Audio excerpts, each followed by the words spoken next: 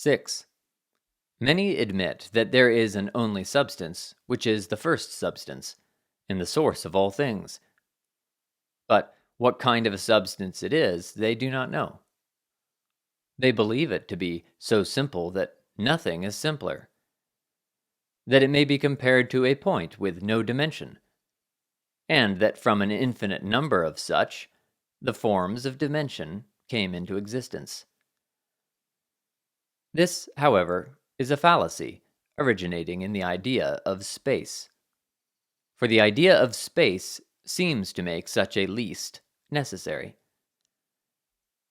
But the truth is that the simpler and purer anything is, the more and the fuller it is. It is for this reason that the more deeply any object is examined, the more wonderful, perfect, and beautiful are the things seen in it, and thus that the most wonderful, perfect, and beautiful of all are in the first substance. This is true because the first substance is from the spiritual Son, which, as has been said, is from the Lord, and in which the Lord is.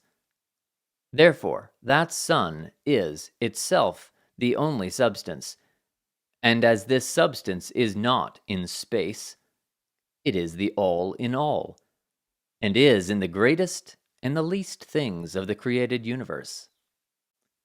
Since that Son is the first and only substance, from which all things are, it follows that infinitely more things are in that substance than can appear in the substances that spring from it, which are called substantiate or composite, and at length material.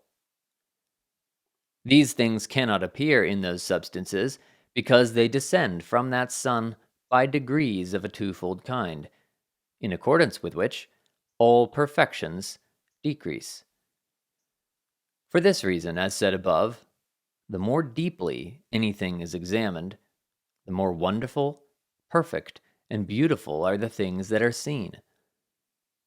This has been said to show that in a certain semblance the divine is in every created thing, but becomes less and less apparent in its descent through the degrees, and still less apparent when a lower degree has become separated from a higher by the closing up of the higher, and by becoming itself choked up with earthy matters.